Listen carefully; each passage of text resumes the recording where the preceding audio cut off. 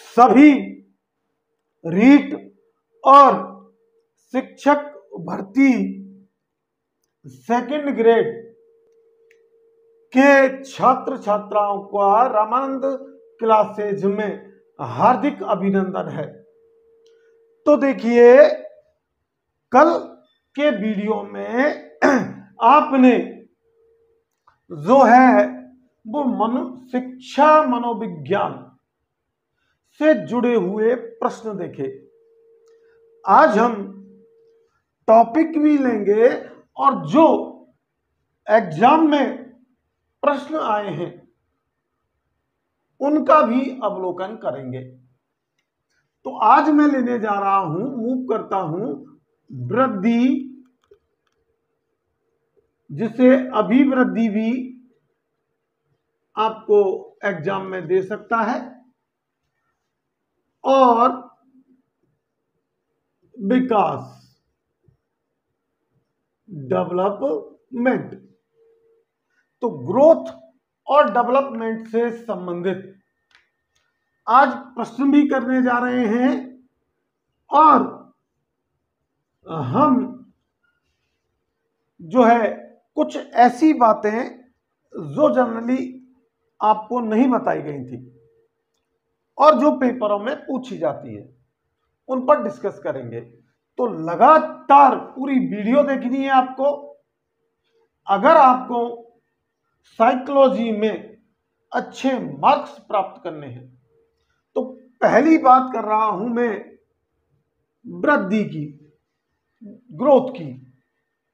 तो मैंने आपको बताया था कि वृद्धि जो है वो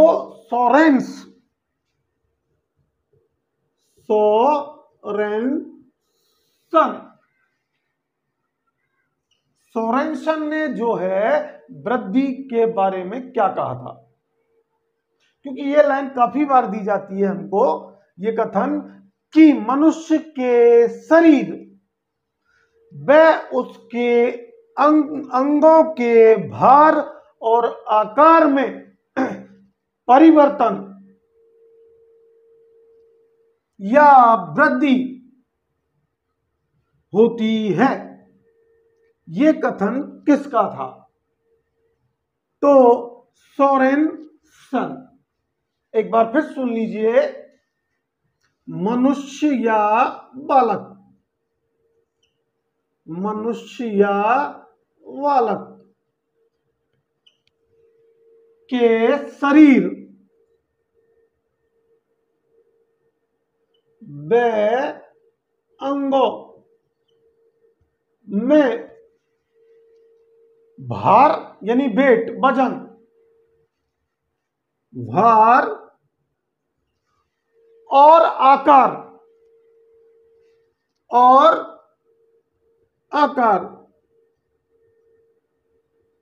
में परिवर्तन क्या कहलाता है? वृद्धि। आपसे कह दिया जाए कि वृद्धि से तात्पर्य है, तो वृद्धि से तात्पर्य है शरीर के अंग के भार और आकार में परिवर्तन। शरीर और उसके अंगों में के भारों में और आकार में परिवर्तन। आई होप आप ये समझ गए होंगे। अब पूछा जाता है प्रश्न हमसे कि वृद्धि होती है, वृद्धि सदैव होती है एक निश्चित समय में, या तो ये देगा या आपको देगा विशेष आयु तक, या आपको ऑप्शन में क्या मिलेगा? विशेष आयु तक। जैसे कि मैंने सिद्धांत में बताया था और अंतरों में भी बताया था कि वृद्धि का अर्थ होता है मात्रात्मक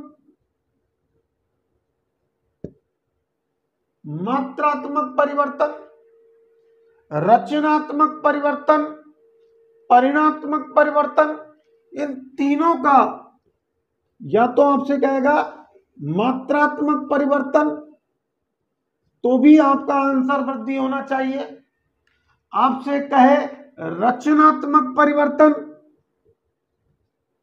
रचनात्मक परिवर्तन तो भी आपका आंसर क्या होना चाहिए, वृद्धि। आपसे यदि कहे परिणात्मक परिवर्तन, परिणात्मक परिवर्तन तो भी हमारा आंसर क्या चुनेंगे, हम विकास नहीं चुनेंगे, वृद्धि चुनेंगे। अब देखिए आपसे कह दे कि प्रत्यक्ष परिवर्तन होते हैं तो वो वृद्धि के अंतर्गत होते हैं। प्रत्यक्ष परिवर्तन होते हैं वो वृद्धि के दौरान ही होते हैं। डेवलपमेंट के जो हैं वो प्रत्यक्ष परिवर्तन दिखाई नहीं देते, वो चेंजेस जो है हम डायरेक्टली नहीं देख सकते उनको, उनका केवल हम मूल्यांकन कर सकते हैं। तो यहां देखिए जितनी तरीके से पेपर में पूछा गया अब तक के एग्जामों में वो सारे मैंने शब्द यहां प्रयोग किए हैं कि वृद्धि का अर्थ है मात्रात्मक परिवर्तन तो भी आपका सही है, रचनात्मक परिवर्तन तो भी आपका सही है, परिणात्मक परिवर्तन तो भी आपका सही है, प्रत्यक्ष परिवर्तन तो भी आपका सही है। अब ऑप्शन के ऊपर डिपेंड करता है कि ऑप्शन में इनमें से क्या मिलेगा। अब देखिए वृद्धि का समय निश्चित समय होता है या विशेष आयु में ही वृद्धि होती है, और ये वृद्धि किस अवस्था तक होती है तो मध्य किशोर अवस्था तक, मध्य किशोर अवस्था तक ही वृद्धि होती है।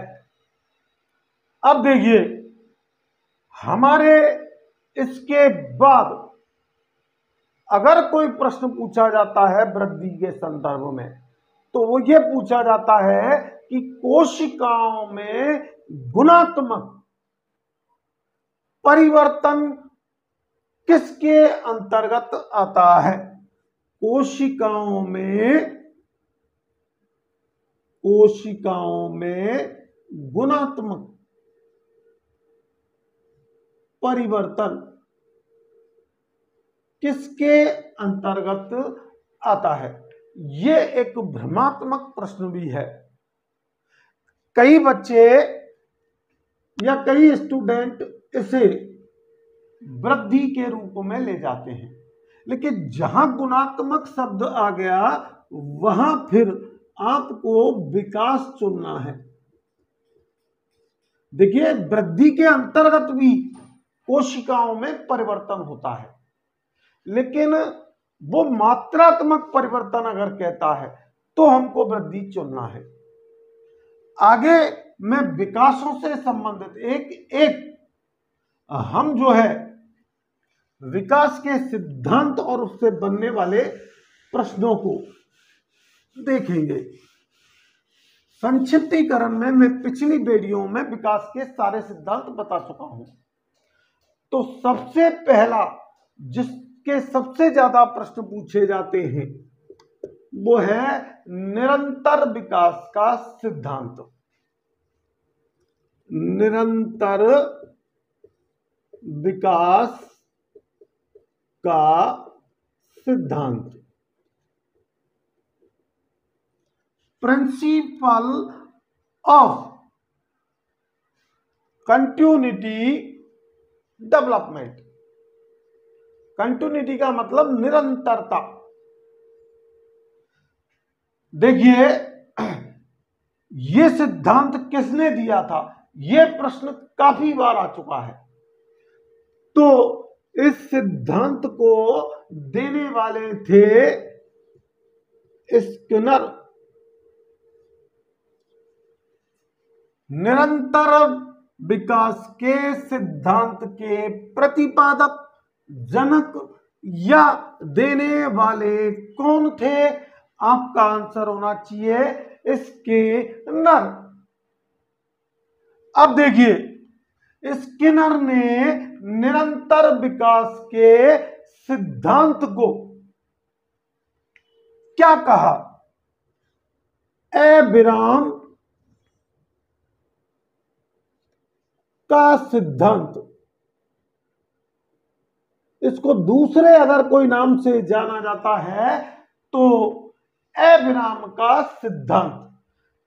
चूंकि हम जानते हैं कि विकास हमारा एकीकृत होता है, तो विकास कैसा होता है? एकीकृत। जबकि वृद्धि एकीकृत नहीं होती, एकीकृत नहीं होती। तो वृद्धि में कौन सा गुण नहीं पाया जाता है? अगर आपसे प्रश्न पूछता है तो एकीकृतता का गुण नहीं पाया जाता। आई होप आप समझ रहे होंगे कि क्वेश्चन किस तरीके से पूछा गया है, उसका आंसर भी मैं आपको साथ ही साथ देता जा रहा हूं। अगला जो प्रश्न आपका बनता है वो था निरंतर विकास के सिद्धांत को में किसको महत्व दिया गया है? अविरामता को। इसको दूसरे किस नाम से जाना जाता है? अविराम का सिद्धांत। इसको देने वाले कौन थे? स्किनर। ये कैसा सिद्धांत है या कैसी प्रक्रिया है विकास? एकीकृत। एब्राम के सिद्धांत में के अनुसार बल दिया जाता है। एब्राम का सिद्धांत या निरंतर विकास का सिद्धांत किस बात पर बल देता है? कि व्यक्ति में कोई आकस्मिक परिवर्तन नहीं होता। वृद्धि में कोई आकस्मिक, वृद्धि में नहीं, व्यक्ति में कोई आकस्मिक परिवर्तन नहीं होता।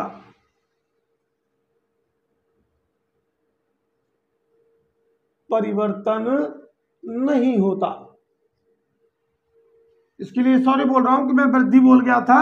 यानी व्यक्ति या मनुष्य में कोई आकस्मिक परिवर्तन नहीं होता। इस सिद्धांत का मूल तत्व है।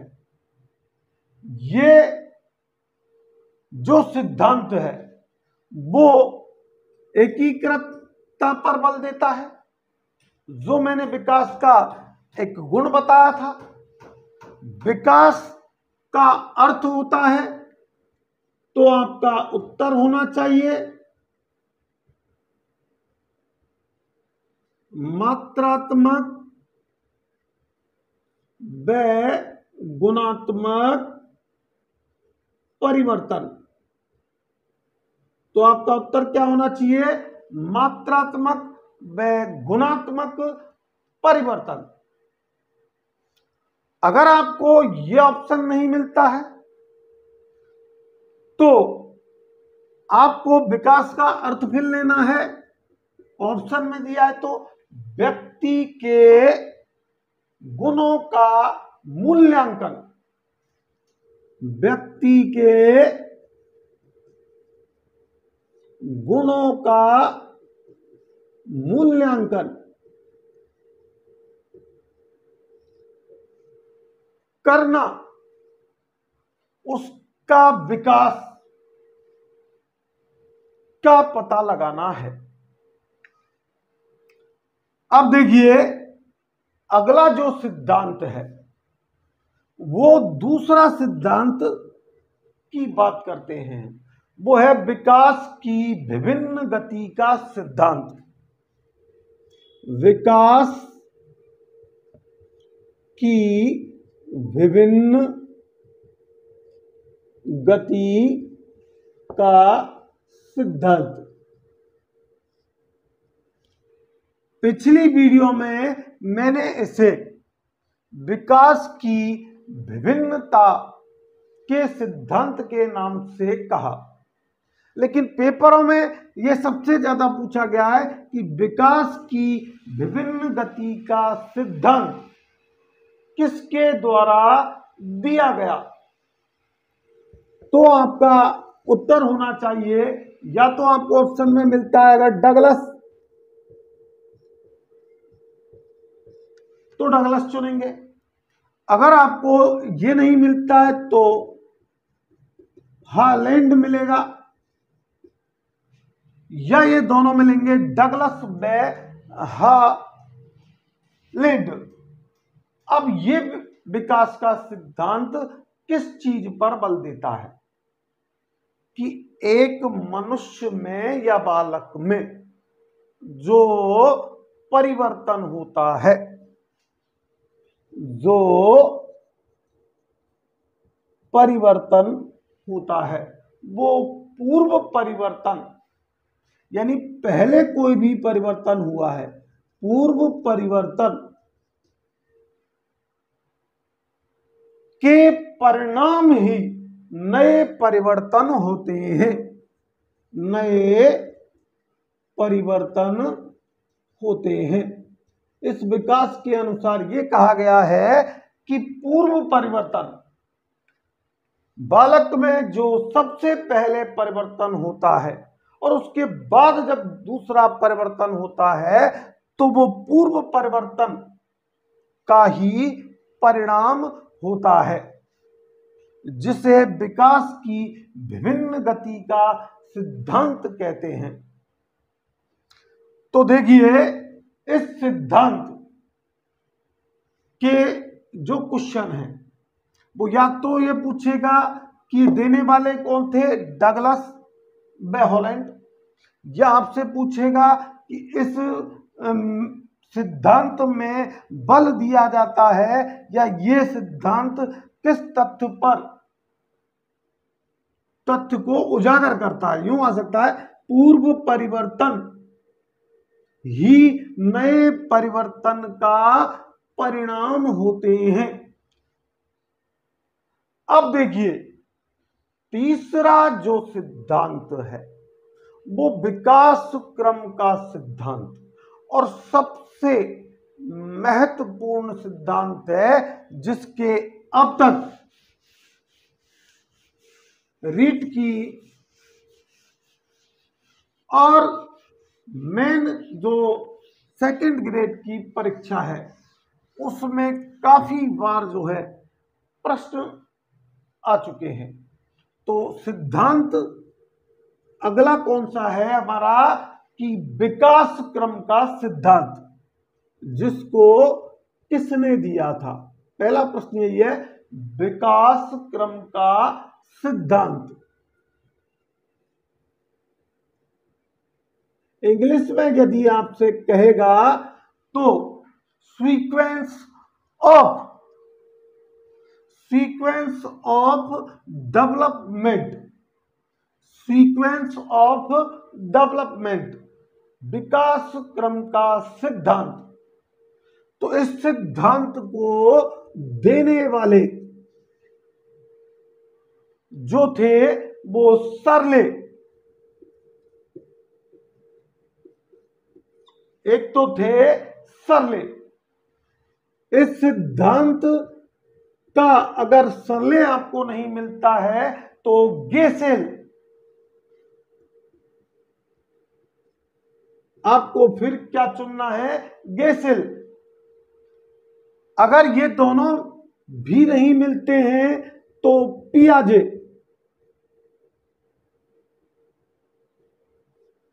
इसके बाद इसका और समर्थन जो किया था वो एमिस ने किया था।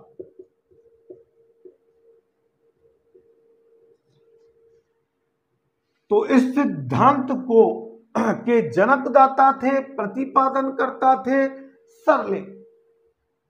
इसके समर्थक थे गैसले, पियाजे और एमिस।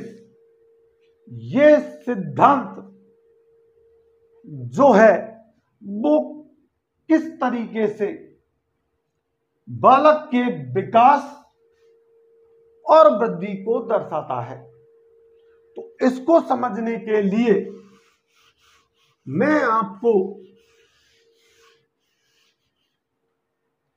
गर्भ धारण करने की अवस्था से और 5 वर्ष तक के समय को एक क्रम वाइज तरीके से समझा रहा हूं, और यह आपको याद भी रखना है क्योंकि क्वेश्चन इनमें से ही आता है। तो इसको ग्रामक विकास, ग्रामक या ग्रामस भी कह देता है, वो कभी ग्रामक कहेगा या ग्रामस भी कह देता है, अधिकतर वो ग्रामक ही कहता है। ग्रामक विकास, पहले इस सिद्धांत के अनुसार बालक का क्या होता है, ग्रामक विकास। दूसरा इस सिद्धांत के अनुसार होता है सामंजस्य व्यवहार, सामंजस्य व्यवहार।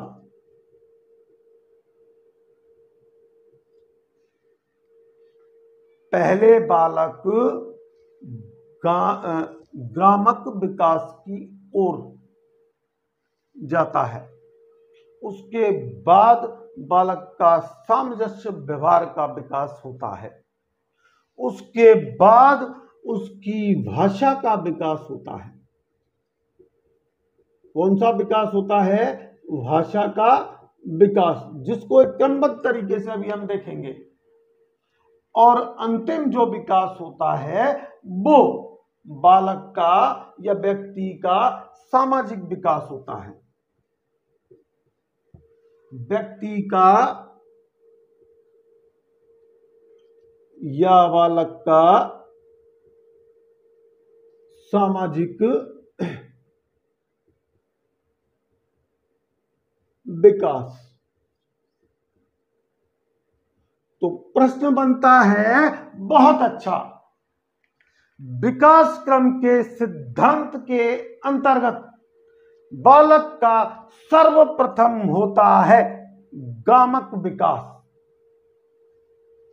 द्वितीय चरण क्रम के सिद्धांत के अनुसार बालक का कौन सा विकास होता है, सामंजस्य व्यवहार का विकास। तृतीय चरण में इस सिद्धांत के अनुसार बालक के कौन सा विकास होता है, भाषा का विकास। विकास के क्रम के सिद्धांत के अंतिम चरण में बालक का क्या होता है, सामाजिक विकास। अब देखिए, इस विकास के अंतर्गत जो ग्रामक विकास है उसके अंतर्गत हमें बालक का एक वृत्तीय विकास का समय दिया गया है, जो या तो क्लॉकवाइज होता है या एंटी क्लॉकवाइज होता है। देखिए, घड़ी की विपरीत दिशा में यदि हम चलते हैं तो वो एंटी क्लॉकवाइज कहलाता है।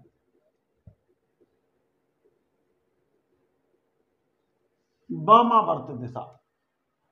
और यदि घड़ी की दिशा में हम जाते हैं, एक वृत्तीय क्रम में यदि बालक का विकास घूमता है तो वो क्लॉकवाइज यानी कि दक्षिणावर्त दिशा का विकास कहलाता है। तो बालक का शुरू में जो विकास होता है वो एंटी क्लॉकवाइज, जिसको काउंटर क्लॉकवाइज कहा जाता है। पेपरों में ज्यादातर नाम दिया गया है काउंटर क्लॉकवाइज।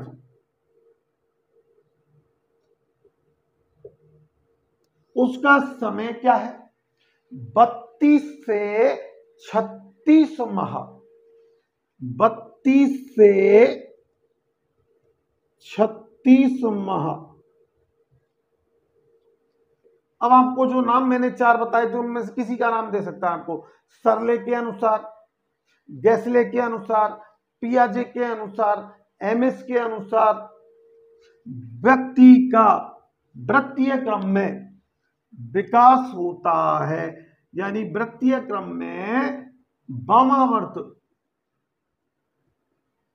विकास होता है या विकास का समय है 32 से 36 माह। ये 3 बार आप तक अभी तक ये प्रश्न पूछा जा चुका है। इसके बाद आपसे जो प्रश्न पूछा गया वो है कि एक व्यक्ति का या बालक का विकास दक्षिणावर्त दिशा में किस अवधि के अंतर्गत होता है। वो है हमारा 60 माह से और 72 माह तक। यानी बालक की जो विकास की वृद्धि और विकास की अवधि होती है वो क्लॉकवाइज जो होती है वो 60 माह से 72 माह। ये आप नोट करते जाना, बहुत ही महत्वपूर्ण प्रश्न है। अब मैं जिस अवस्थाओं की बात करने जा रहा था जिनके आपको टाइमिंग याद रखने हैं और उसके अंतर्गत जो विकास होंगे वो गामक, सामंजस्य, भाषा और सामाजिक होंगे, वो पूरा मैं आपको एक चार्ट बना रहा हूं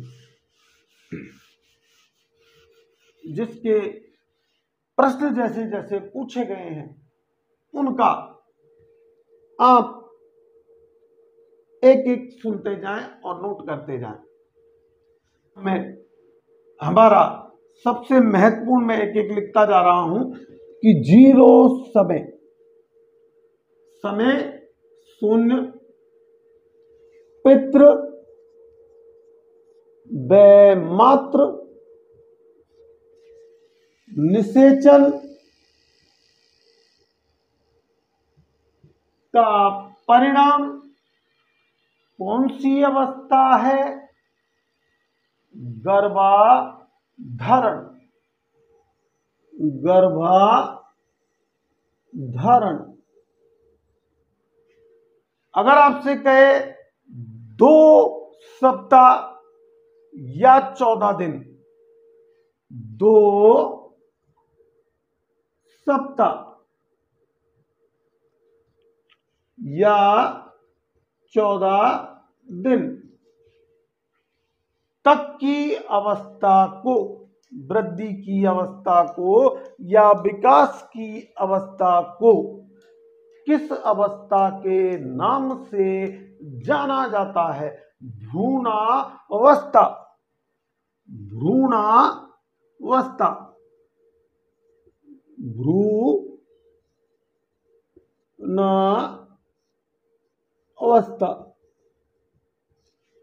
भ्रूणावस्था कहलाती है। अब देखिए, इसके बाद यदि आपको समय पूछता है कि गर्भावस्था का समय कितना होता है, तो गर्भावस्था का समय है 8 सप्ताह। दिन की बात यदि आप करोगे तो आपका 56 दिन। आप कैलकुलेट करते जाना, आगे मैं दिन नहीं बोलूंगा। 8 सप्ताह तक जो बालक का विकास होता है या जो वृद्धि होती है वो किस अवस्था में होती है? वो गर्भावस्था कहलाएगी। गर्भावस्था। एक तो गर्भाधारण था तो उसका 0 टाइमिंग है, और 2 सप्ताह या 14 दिन भ्रूणावस्था है। 8 सप्ताह या 56 दिन आपसे अगर टाइमिंग दिया गया तो आपका ऑप्शन क्या है? होगा गर्भावस्था। अगर आपको 10 सप्ताह टाइमिंग कितना, 10 सप्ताह। दिन का अर्थ आप समझ रहे होंगे, 70 दिन। तो बालक के किस अंग का विकास होता है, धड़ का विकास। उसका क्या होता है, धड़ का विस्तार। This is very very important process, और क्वेश्चन यही से निकल करके आ रहे हैं आपके। इसके बाद अगर आपको टाइमिंग दिया जाता है कि एक बालक के 14 सप्ताह के अंतर्गत, अब दिन आप फैलाएंगे तो 18वें दिन 14 सप्ताह, तो इस स्थिति में बालक की कौन सी क्रियाएं होती हैं, निगलना और छींकना। निगलना व छींकना, यानी वो निगलना की क्रिया और छींकने की क्रिया का विकास कर लेता है। अब अगर हम आगे जाएं तो मैं इसे यहां से अरेंज कर रहा हूं, आपने आशा है नोट कर लिया होगा। आप पहुंच चुके थे 14 सप्ताह, जहां बालक का क्या हुआ, निगलना और छींकने का। अब हम 16 सप्ताह पर चलते हैं कि 16 सप्ताह दिन आपके कितने हुए, 116 दिन। इसमें क्या प्रोसेस होता है बालक का, सांस लेने से पूर्व की गति करता है। ये क्रिया जो शुरू हो जाती है, ये बातें सारी बालक के माता के गर्भ की स्थितियां चल रही हैं। तो 16 सप्ताह के अंतर्गत जब बालक का विकास आता है तो वो सांस लेने से पूर्व की गति होती है। सांस लेने से पूर्व गति, और इसी गति के दौरान एक चिकित्सक, एक डॉक्टर जो है बालक की वास्तविक स्थिति का आभास पता लगा लेता है कि अब वो किस अवस्था में उसका विकास हो रहा है। अब देखिए 16 सप्ताह के बाद आपसे अगर कहा जाए 18 सप्ताह, तो 18 सप्ताह दिन आप कैलकुलेट कर लेंगे। इस स्थिति में मुट्ठी बंद करना, मुट्ठी बंद करना का क्रमिक विकास उसका हो जाता है। आगे 20 सप्ताह का समय जब होता है तो गर्दन की सहज क्रिया करने लगता है वो, तो उसकी गर्दन जो है कि सहज क्रियाएं शुरू हो जाती हैं।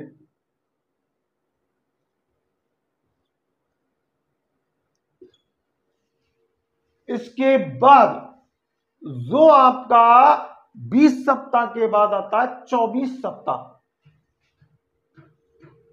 24 सप्ताह, तो 24 सप्ताह यदि क्वेश्चन में कहा जाए, क्वेश्चन दोनों तरीके से बनेगा, मैं अभी इसको बता देता हूं, उसके बाद बताऊंगा कि शारीरिक व रासायनिक नियंत्रण। 24 सप्ताह में शारीरिक व रासायनिक नियंत्रण की क्रिया कितनी अवधि के अंतर्गत होती है, तो 24 सप्ताह। और 24 सप्ताह में जन्म से 24 सप्ताह तक में बालक की कौन सी विकास या वृद्धि की क्रिया होती है, शारीरिक व रासायनिक नियंत्रण। आपको ऑप्शन चुनना है। इसके बाद आता है 40 सप्ताह।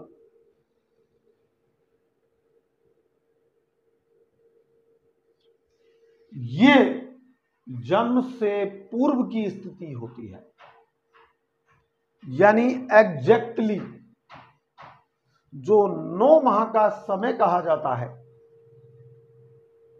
बालक के 0 से, और 9 माह जो बालक मां के गर्भ में रह करके पल करके जो विकास करता है, वो अंतिम कौन से सप्ताह तक कर लेता है? 40 सप्ताह तक। इसे क्वेश्चन में इस तरीके से कहा गया है कि जन्म से पूर्व की स्थिति बालक प्राप्त कर लेता है।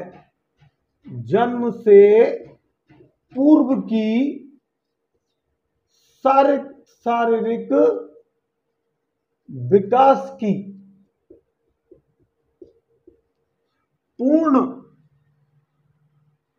अवस्था को किस समय अवधि के अंतर्गत कर लेता है? 40 सप्ताह। तो यहां से जितने भी प्रश्न आपको बन रहे थे वो मैंने आपको बताए। अब फिर हम 0 पर जा रहे हैं, क्योंकि बालक का होता है जन्म, और यहां 2 विकास हुए। एक हुआ गामक विकास और एक हुआ सामंजस्य व्यवहार। क्योंकि सामंजस्य व्यवहार का मतलब समझने का प्रयास कीजिएगा कि मां को आभास होने लग जाता है कि अब बालक की उसके गर्भ अवस्था में गतियां क्या हो रही हैं, और उसे अपने बालक के प्रति पूर्ण मोह की स्थिति प्राप्त हो जाती है। तो इस 0 से हम 40 सप्ताह तक चले, और 40 सप्ताह में हमने जन्म से पूर्व तक की स्थिति का अवलोकन किया, टाइमिंग का। अब हम अवलोकन करेंगे 0 से और 5 वर्ष तक, जिसके अंतर्गत 2 विकास होंगे। हमारा एक तो अंगों का विकास भी होता है, और दूसरा मेन जो विकास होते हैं वो भाषा का विकास और व्यक्ति के सामाजिक विकास, यानी बालक का सामाजिक विकास।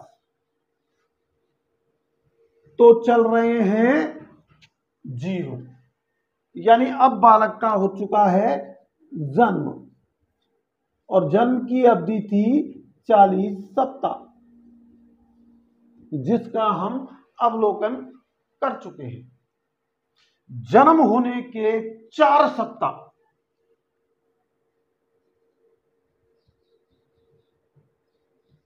जन्म के 4 सप्ताह तक बालक में कौन सी क्रियाओं का विकास होता है? क्वेश्चन आपको इस प्रकार आता है, या आपसे दूसरे तरीके से पूछेगा तो मैं पहले इसका आंसर दे दूं कि आंखों पर नियंत्रण। बालक क्या सीख जाता है? आंखों पर नियंत्रण। आंखों पर नियंत्रण करने का विकास उसका हो जाता है। तो आपसे प्रश्न दूसरे तरीके से जो पूछे जा सकते हैं वो है कि आंखों पर नियंत्रण जन्म के पश्चात किस समय अवधि में बालक कर लेता है? 4 सप्ताह। दिन की बात करेंगे तो 28 दिन।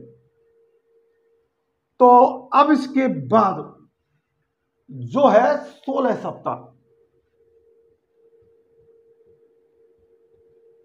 16 सप्ताह जन्म के पश्चात उसके सिर का संतुलन आ जाता है।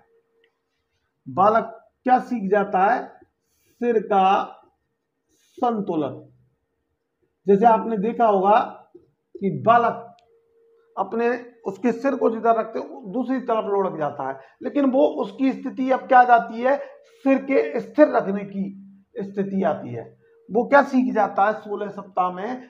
सिर का संतुलन रखना सीख जाता है। लेकिन इसके बाद 28 सप्ताह के दौरान जो है हाथ से पकड़ने की चेष्टा करता है, वो वस्तुओं को हाथ से पकड़ने की चेष्टा क्या करने लगता है? हाथ से पकड़ने की चेष्टा, वस्तुओं को हाथ से पकड़ने की चेष्टा की समय अवधि बताएं। 28 सप्ताह। दिन का कैलकुलेट करेंगे आप। इसके बाद 12 माह, सॉरी 28 सप्ताह के बाद आता है फिर 40 सप्ताह। 40 सप्ताह का आता है। इसमें 40वें सप्ताह में बालक बैठना या घिसटना सीख जाता है। बैठना सीखता है और घिसटना सीखता है। इसके बाद 40 सप्ताह के बाद 12 माह, सीधा कहां आ रहे हैं हम? 12 माह।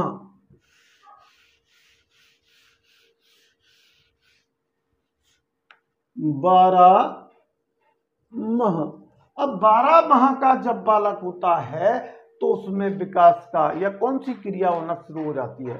वो खड़ा होना, खड़े होने की चेष्टा करने लग जाता है। खड़ा होना शुरू कर देता है, खड़ा होने का प्रयास करता है या सीख जाता है, या कभी खड़ा हो जाता है किसी सहारे के साथ और फिर गिर जाता है। लेकिन पूर्ण 12 माह में एक बालक खड़ा होना सीख जाता है। अब इसके बाद आता है 18 माह। 18 माह में यहां से भाषात्मक विकास शुरू होता है। यहां से मूल, अगर आपसे पूछे कि बालक का भाषात्मक विकास प्रारंभ होता है तो आपका आंसर होगा 18 माह। 18 माह में चलना भी सीखता है। शब्द व शब्द समूह, या तो वो चलना तो सीखेगा ही, लेकिन शब्द और शब्द के समूह, शब्द के समूह का ज्ञान प्राप्त कर लेता है।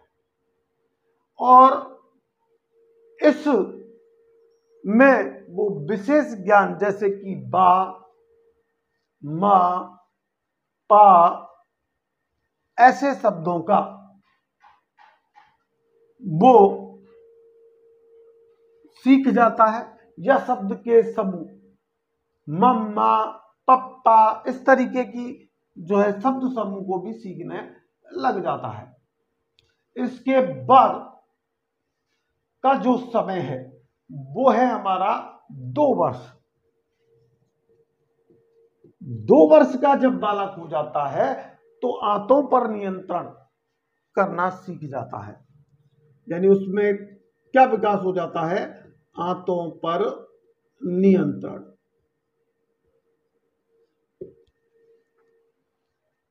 3 वर्ष, इसके बाद सीधा मूव करेंगे हम 3 वर्ष।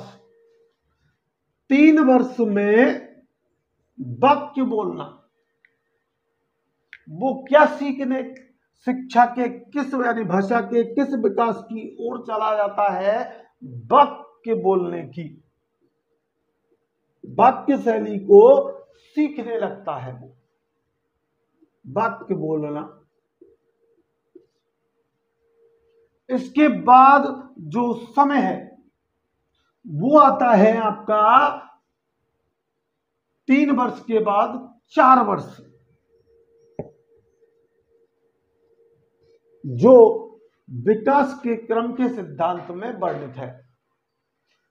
तो 4 वर्ष में संख्या व आकार का ज्ञान हो जाता है उसको। किसका ज्ञान हो जाता है? संख्याओं का ज्ञान प्राप्त करना शुरू कर देता है और आकार का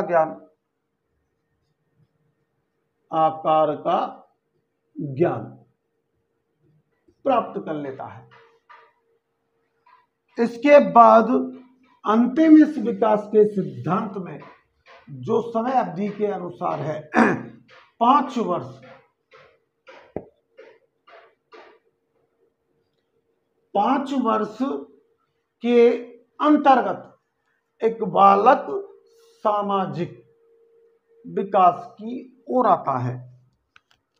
सामाजिक विकास यानी सामाजिकता की ओर जाता है, जो किंडरगार्टन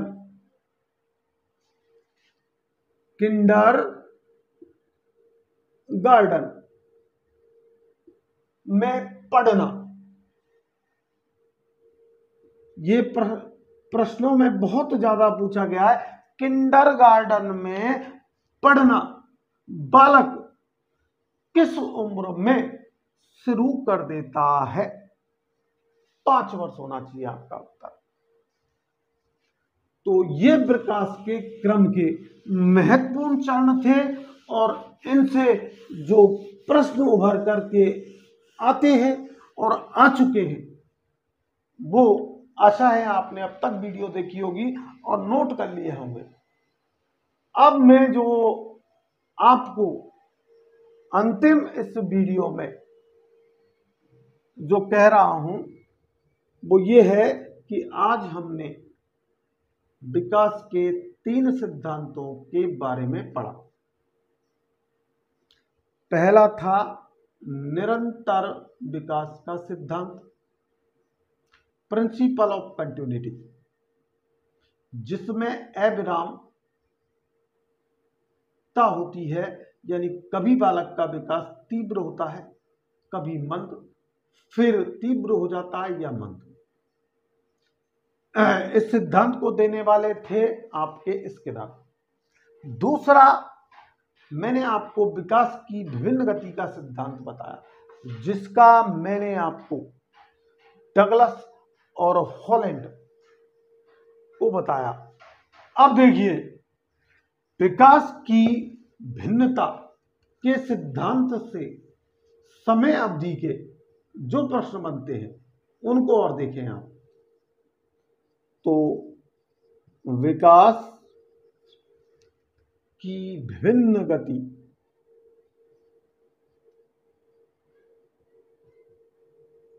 का सिद्धांत। अब देखिए, 3 माह, पहले हम जन्म से ही शुरू करते हैं। जन्म से यह सिद्धांत क्या कहता है? जन्म के समय बालक में कौन सी क्रिया होती है? तो वो रोना शुरू करता है। क्या करता है? रोना। और 3 माह का जब वो हो जाता है तो विशेष आवाज निकालता है। विशेष आवाज निकालने की समय अवधि, ये भी प्रश्न पूछा गया आपसे, 3 माह। अब आपसे पूछा जाए 7 माह में बालक, इस सिद्धांत के अनुसार 7 माह में बालक क्या करता है? तो किन शब्दों का उच्चारण करता है? तो वो मैं आपको उस सिद्धांत में बता चुका हूं कि पा, बा, दा, म जैसे शब्दों का उच्चारण करने लग जाता है। और अगर आपसे कहते कि आनंद की ध्वनि, आनंद की ध्वनि कब उत्पन्न करने लग जाता है? जैसे कि बालक मुस्कुराने लग जाता है आपकी ओर, किलकारियां मारता है, तो उसे कहते हैं हम आनंद की ध्वनि। आनंद की ध्वनि।